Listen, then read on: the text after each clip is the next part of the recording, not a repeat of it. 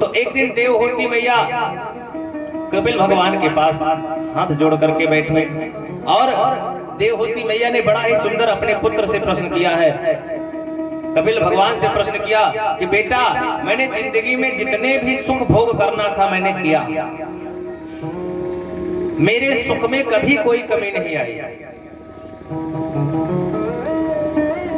मैं चक्रवर्ती सम्राट मनु जी की पुत्री हूं, इसलिए जब घर पर थी तो वहां राजकुमारी की तरह रही। और यहाँ पर पति कैसे मिले? बोले कि महाराज करदम जैसे तपस्वी पति मिले, जिनके साथ मैंने कामद विमान पर तमाम प्रकार के सुख भोग किए, लेकिन मेरे मन को शांति नहीं मिली। ध्यान दीजिए,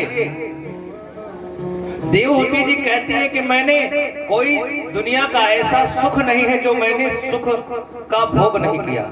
मैंने सभी सुखों का भोग किया है, लेकिन फिर भी आज मेरे मन को शांति नहीं मिली।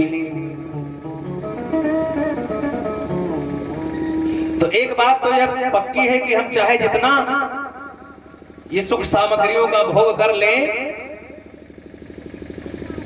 हमें शांति नहीं मिलने वाली। देखिए, सुख होना अलग बात है, सुख सामग्री होना अलग बात है।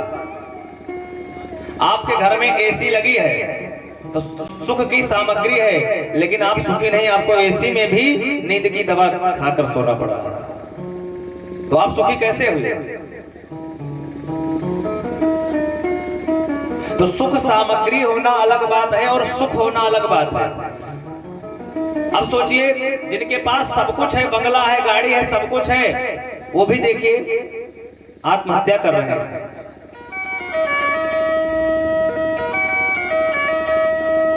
लोगों के पास क्या नहीं है, सब कुछ कामयाबी मिलने के बाद भी लोग सुसाइड कर लेते हैं। आए दिन आप लोग अखबारों में, टीवी चैनलों के माध्यम से भी तो एक मुद्दा आप लोग तो पूरा लॉकडाउन देखे होंगे, सुसाइड कर लेते हैं सब कुछ रहते हुए भी। बताइए, धन है, सब कुछ है और तब भी आत्महत्या। तो यानी हमारे पास सुख सामग्रियां तो बहुत हैं, लेकिन हम सुखी नहीं हैं। तो यही देवहूति मैया कहती हैं कि सुखी कैसे हुआ जाए।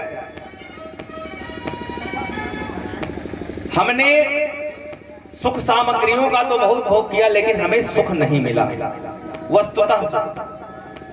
तो कपिल भगवान ने सांख्य दर्शन का उपदेश दिया है और कहा है कि केवल देवी, हे मां, आप तो केवल गोविंद के चरण कमलों का स्मरण करो और भगवान का स्मरण करो, सुख वही मिलेगा। जब तक आप भगवान के चरण कमलों का ध्यान नहीं करेंगे, तब तक आपको सुख नहीं मिलेगा, क्योंकि परम पिता पूर्ण परमेश्वर ही है। बाल गोपाल हमारा ही पूर्ण परमात्मा है। तो पहले क्या करो? बोले ध्यान करो, स्मरण करो। जब तक आप पूर्ण से नहीं जुड़ेंगे, क्योंकि भगवान हमारे परम पूर्ण हैं। पूर्णमदः पूर्णमिदं पूर्णात् पूर्णमुदच्यते पूर्णस्य पूर्णमादाय पूर्णमेवावशिष्यते। भगवान हमारे पूर्ण हैं, तो जब आप पूर्ण से जुड़ेंगे तब आप भी पूर्ण हो जाएंगे। इसलिए भगवान से जुड़ें, सुख भोग से नहीं जुड़ना है, भगवान से जुड़ना है, कथा से जुड़ना है, सत्संग से जुड़ना है। बोले महाराज, सत्संग कैसे करें? बोले संतों का संग करना ही सत्संग है। एक घड़ी आधी घड़ी आधियु में बुनियाद। अगर आप थोड़ा सा भी समय निकाल करके सत्संग करते हैं तो कल्याण होना निश्चित है। सत्संग की भी बड़ी महिमा है महाराज। देवहूति मां ने एक बहुत ही सुंदर प्रश्न पूछा। कहा, पुत्र ये बताओ कि आप कह रहे हैं कि संतों का संग करो, लेकिन हम संत को पहचानेंगे कैसे कि संत कौन है? हम सत्संग की बात कर रहे हैं, लेकिन संत को कैसे पहचाना जाए कि संत कौन है? आज के लिए बहुत जरूरी है संत को पहचानना। कहते हैं तितिक्षवः कारुणिकाः सुहृतः सर्वदेहिनां अजातशत्रवः शान्तः साधवः साधुभूषणः।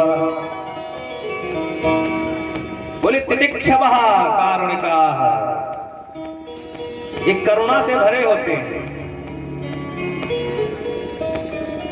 ये संत जो है किसी के ऊपर अगर इनको दया आने में देर नहीं लगती, अगर कोई दुखी है तो ये उसके दुख का निवारण करने पहुंच जाते हैं। दुखी व्यक्ति के ऊपर ये बहुत जल्दी द्रवित हो जाते हैं। संत हृदय नवनीत समाना, ये संतों का हृदय ही थोड़ा सा भी आप दुख की आंच दिखाएंगे तो संत का हृदय पिघल जाएगा। तो कहते हैं संत हृदय नवनीत समाना। तो संत इस प्रकार से होते हैं। तितिक्षवः कारुणिकाः सुहृदा सर्वदेहिनां, सभी देहधारियों में भगवान का ही दर्शन करने वाले ऐसे परम संत होते हैं। अजात शत्रुवः शान्तः, अजात शत्रु महाराज, इनका ना किसी से दोस्ती है ना किसी से बैर है, ये किसी में भेदभाव नहीं करते हैं। और शांता, ये शांत रहते हैं महाराज, परम शांत। और जब बोलेंगे तो लोगों का कल्याण के ही भावना से बोलेंगे। तितिक्षवः कारुणिकः सुहृदा सर्वदेहिनां, अजात शत्रुवः शान्तः साधवः साधुभूषणः। सांख्य दर्शन का दिव्य उपदेश दे करके यम नियम आसन प्राणायाम प्रत्याहार धारणा ध्यान और समाधि का ज्ञान देते हुए कपिल भगवान गंगा जी के तट पर चले जाते हैं और देवहूति जी सरिता में परिणित हो जाते हैं। बोले देवहूति मैया की।